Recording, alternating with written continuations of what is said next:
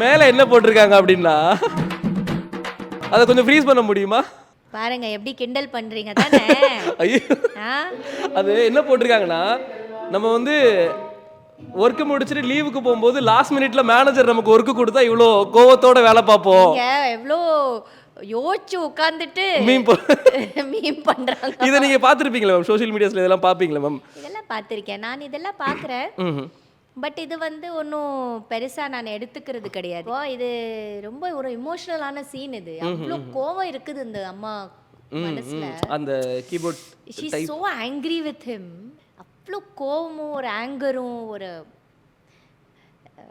ரொம்ப வேதனையில் இருக்குது அந்த அம்மா. அதில் போய் டைரக்டர் சொல்லியிருக்காருன்னு நினைக்கிறேன், போய் சும்மா தாறுமாறா கீபோர்டை அடிங்க அடிச்சு உடைங்க அப்படி. ஓகே, சொன்னதுனால தான் அப்படி பண்ணியிருக்கோம். ஓகே, அது போய் எவ்வளோ வருஷங்கள் கழிச்சுட்டு நீங்கள் மீமா போட்டு ரசிக்கிறீங்க. அது வேற manager science to make more டாஸ்கா. அந்த மோடு வந்து